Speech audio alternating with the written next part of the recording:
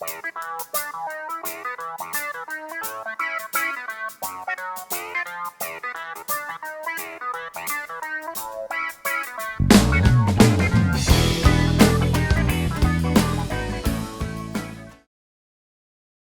história que eu vou contar para vocês aqui hoje, ela começou há muito tempo atrás. Ela é tão antiga que se transformou num livro gigante, com várias histórias dentro desse livro, com várias histórias muito diferentes desse livro. O legal é que é assim, você gosta de história de aventura? Aqui tem. Você gosta de história com enredo, com heróis? Aqui também tem. Você gosta de tipo quase ficção científica? Temos também.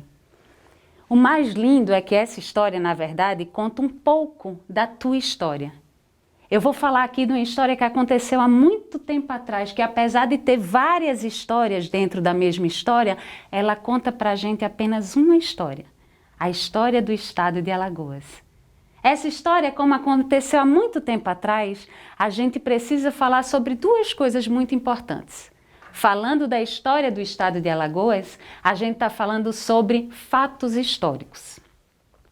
E aí a gente precisa ver duas coisas. Uma é com relação ao que se chama fontes históricas.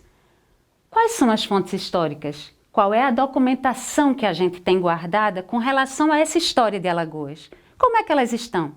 Estão bacanas? Organizadas? Todos nós temos acesso a essas histórias?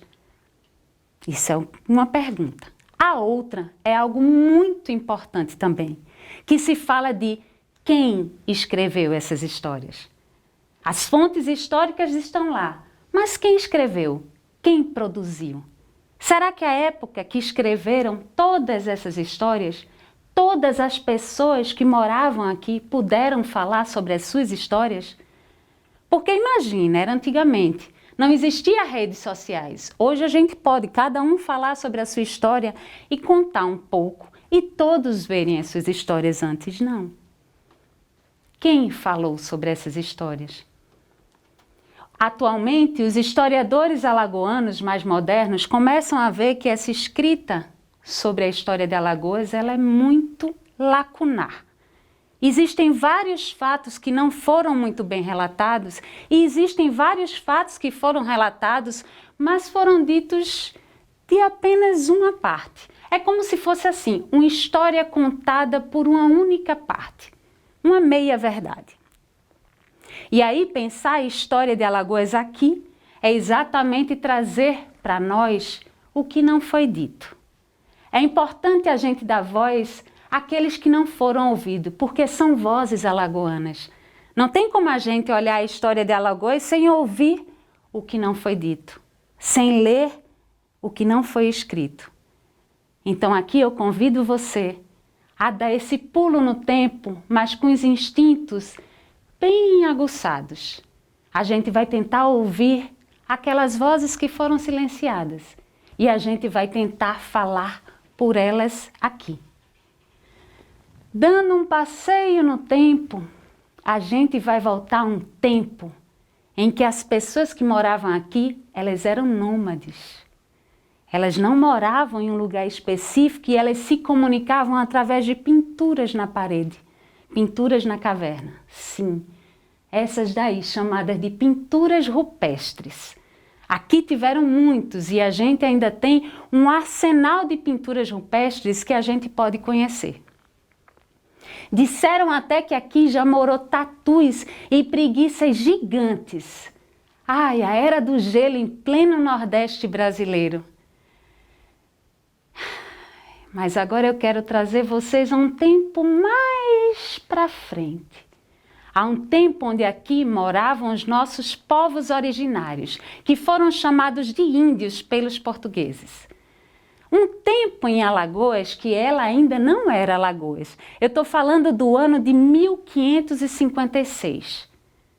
Aconteceu aqui algo muito importante que até hoje é muito importante para nós. Quando? Repito, o ano de 1556. O que houve? Os nossos índios caetés foram mortos. E a partir daí se iniciou a perseguição à nossa população indígena. Mas por que os índios caetés foram mortos? Por causa de um ritual canibalismo que aconteceu aqui, com um bispo Sardinha e toda a sua tripulação. E até hoje, os nossos povos indígenas sofrem com essa perseguição. E aqui eu queria trazer a voz e o grito que foi silenciado nessa história de Alagoas, do nosso povo indígena. E aqui eu queria trazer esse povo indígena para a nossa história de Alagoas. Essa voz também é a voz de Alagoas. Que deixemos aqui um espaço bem reservado de cuidado para essa história que ainda existe e que ainda existe muita luta, porque a época desse acontecimento se chamou Guerra Santa. O acontecimento que aconteceu em 1556 deu-se o nome de Guerra Santa, porque foi uma guerra com a participação da Igreja Católica. Apesar da guerra não mais ser santa, a gente percebe que ela continua. Passando um pouco mais do tempo, passando centenas de tempo, eu queria trazer aqui para vocês o nascimento desse estado, o ano 1817. Mas a gente não pode falar de um nascimento sem imaginar o que veio antes do nascimento. Aqui no estado de Alagoas, antes de ser o estado de Alagoas, ele pertencia à capitania de Pernambuco. Era o sul da capitania de Pernambuco. Em 1808, quando a corte portuguesa saiu de Portugal para vir morar no Brasil com medo da invasão napoleônica, veio morar no Rio de Janeiro, alguém precisava bancar a coroa portuguesa no Brasil. E isso fez com que aumentassem e instituíssem diversos impostos na capitania de Pernambuco, que não gostou nada disso. E aí Pernambuco começou a ficar muito insatisfeito de ter que bancar o luxo da coroa portuguesa no Brasil.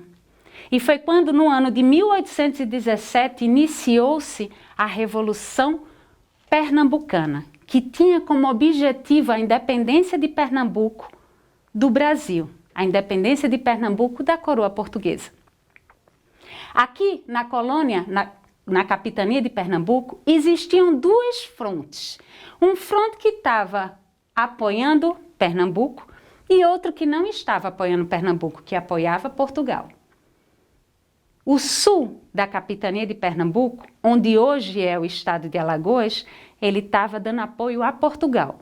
O fato é que essa revolução até vingou. Pernambuco conseguiu ficar independente por apenas 70 dias. Depois, Portugal conseguiu retomar o poder e, como agradecimento a Alagoas pelo apoio, fez Alagoas independente da capitania de Pernambuco.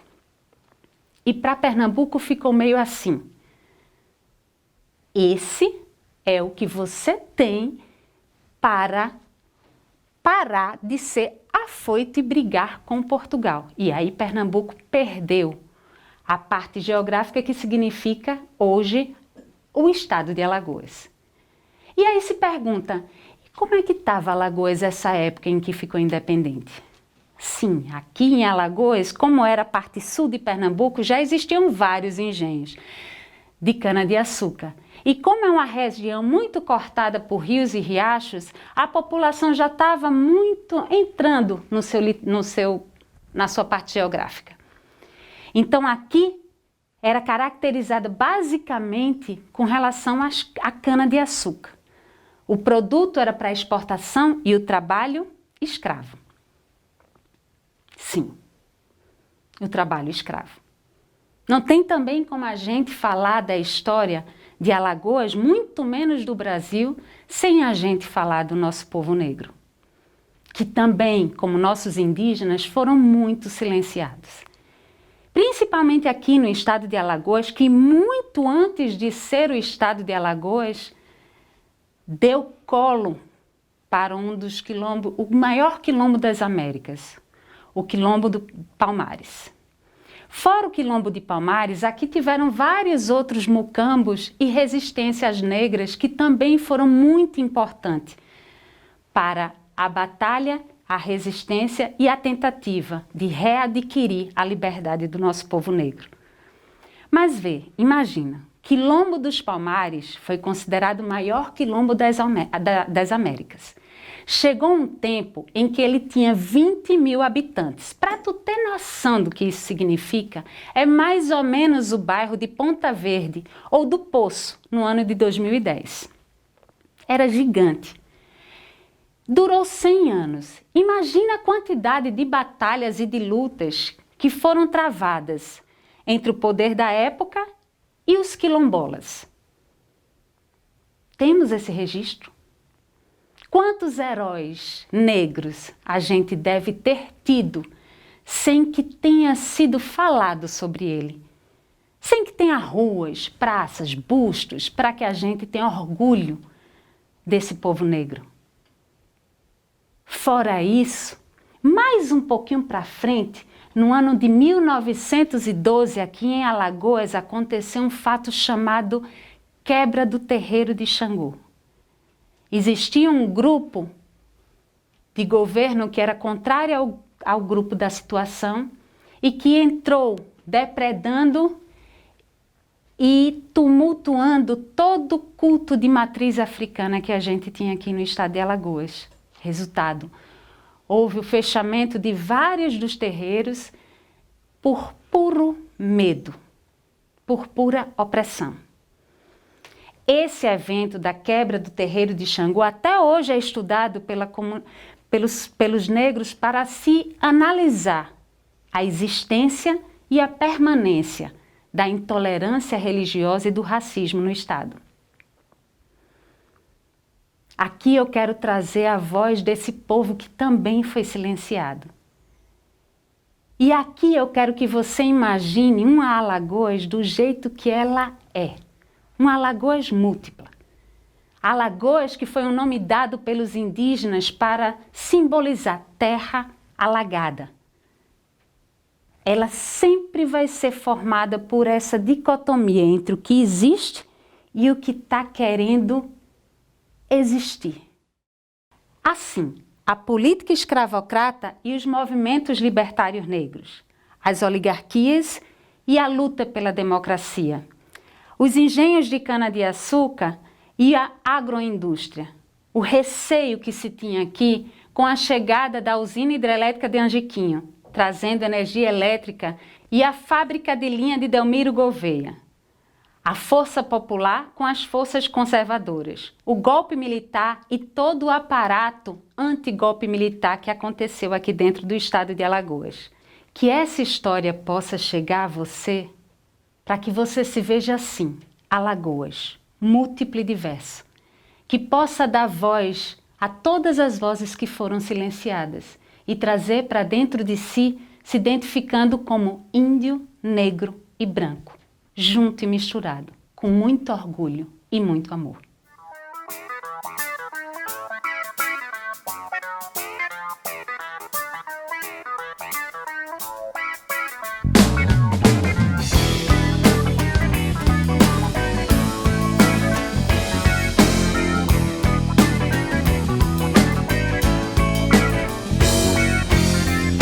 Um som de tora é tororó no ar.